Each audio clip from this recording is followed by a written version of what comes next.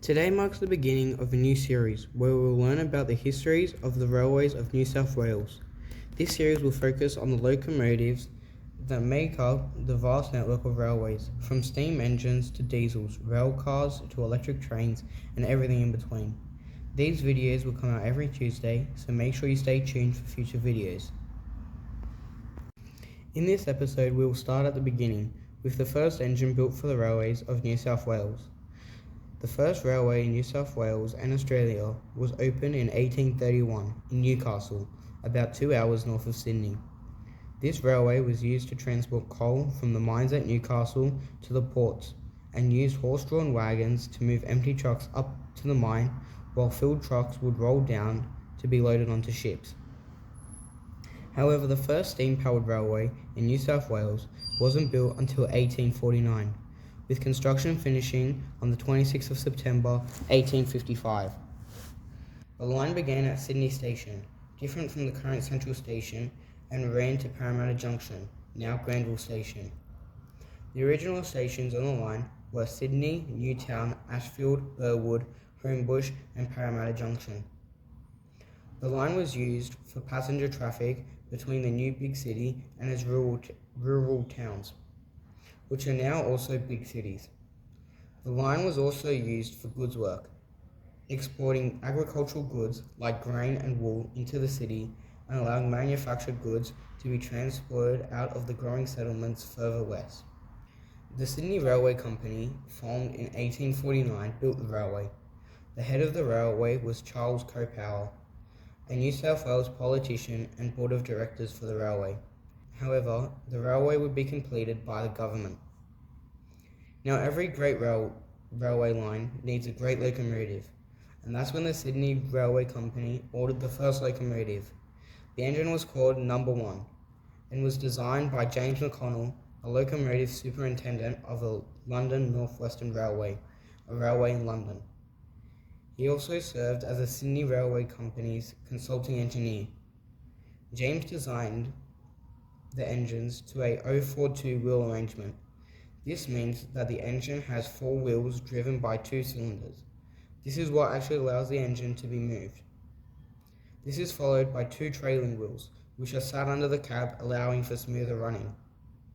The engines were powered by 2 cylinders and were originally designed to run on wood, which when burnt would boil water, creating steam, used to power the cylinders and move the wheels, in turn moving the train. The engine was built in England by the famous Robertson and Stephenson Company, who built many famous locomotives, including the Rocket. No.1 had 3 brothers, No. 2, 3, and 4, that were built shortly after and came over to Australia at the same time. No.1's brothers were a part of the same class and were virtually identical. The class was painted in a smart emerald livery with red highlights on the spoilers and a brass dome. The decision was made to make the railway standard gauge, which is consistent with the rest of the railways of New South Wales, but not in the rest of Australia, with many gauges across the country, each with different benefits and disadvantages. The Sydney Railway Company ultimately couldn't raise sufficient funds to build the railway, with not enough support from investors, as well as cost of the terminus at Sydney and the rest of the line going over budget. Due to the gold rushes, many people didn't look for work, resulting in a lack of labour.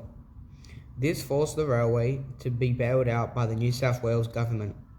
This continues today, with all passenger trains in New South Wales run by the state government, with the exception of heritage railways and tourist railways. No.1 and his brothers were very successful and important in the development of New South Wales railways, helping to build the first steam-powered railway in the state, as well as helping the state, especially Sydney, to grow and thrive in the early days of the settlement. The 4 engines hauled goods trains and passenger trains across the network for over 20 years, serving Sydney, Parramatta, Richmond, Penrith, and Campbelltown. Building Sydney's railways took time, effort, and an extreme amount of determination and willpower. No.1 helped turn the visions of the Sydney Railway Company into a fully functional railway system. Now, here is how No.1 can help you turn your vision into reality. Now if you've stayed this far in the video, I think it's safe to assume you love trains. So our new range of t-shirts are the perfect thing to help you express your passion and stay committed to your goals and dreams. When you see our high quality t-shirts, you are reminded of the hard work put in by No.1 and instantly feel motivated to persevere to chase your dreams. We have a wide range of shirts, from trains to cars, and our very own brand of t-shirts. We have 3 different designs just for No.1 alone. So if you want to chase your dreams, don't hesitate and head over to our store. Head over to our store now, link in description.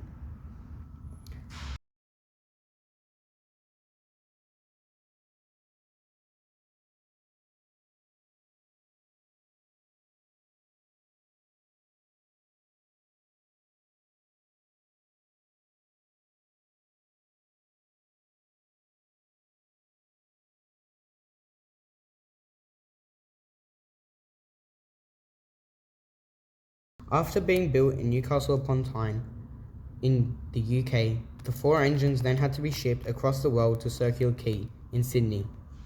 Because the line in Sydney only went as far east as Sydney Terminal near Redfern, the engines, once unloaded, then had to be towed by horse from Circular Quay to Sydney Station. Afterwards, No.1 helped build the first railway, hauling ballast trains to help build the railway.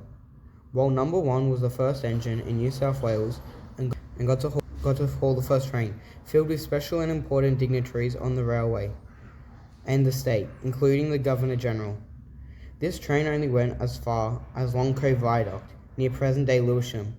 However, on the opening day of the railway, No.1 wasn't in steam, and No.3 got to pull the first train of the day on the railway's grand opening, while No.2 pulled the first official train. In its life, the class worked on a variety of lines, including working on lines between Sydney, Campbelltown, Richmond and Penrith. The line was extended to Blacktown in 1860 and Penrith in 1863. At Blacktown, the line branched northwest to Richmond and was extended there in 1864. Originally, the line was horse-drawn instead of powered by locomotives. However, later steam engines, including No.1, 2, 3 and 4, as well as other engines built by the New South Wales Government Railway, would run the line, as well as many others. The railway reached Campbelltown in 1858. The first 4 steam engines were mixed traffic engines, making them powerful for goods and passenger work, helping people get to work and transport important materials, agricultural and manufactured goods. This allowed for people to get to work in the city and the growing towns and suburbs. It also helped goods to be exported across the network and the world, with the first port accessed by the railway at Darling Harbour, followed by Newcastle, which had its own network not connected to Sydney. During their lives, the class had only 2 derailments at Homebush and Newtown from No.1, with a total death count of 3 people.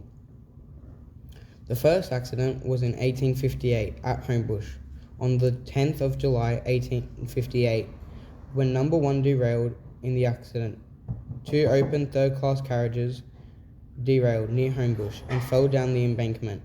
This resulted in 2 fatalities. The accident was caused by weak hollow cast rails and loose coupling practices. The second accident happened 10 years later, on the 6th of January 1868, at Newtown. No.1 was sadly involved in the crash once more. In this accident, No.1 collided with a passenger train at Newtown Station, resulting in 1 death and the retirement and end of the service of No.1, which is lucky enough to be preserved by the Powerhouse Museum. No.1 was never just a locomotive. It was a promise cast in iron, born in the heat of the foundry and baptized by steam. It carved its legacy, hauling freight and forging paths through dust, rain, and time.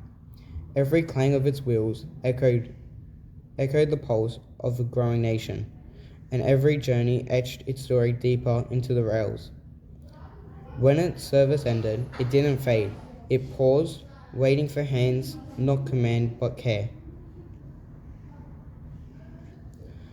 Preservation gave No.1 a second life, stripped, restored, and revered. Each rivet reclaimed was a memory revived. Now it stands not as a relic, but as a witness to the sweat of workers, the heartbreak of rail towns, and the rhythm of progress. No.1 lives on, not in motion, but in meaning. It reminds us that the heritage isn't just remembered, it's rebuilt, repainted, and proudly displayed.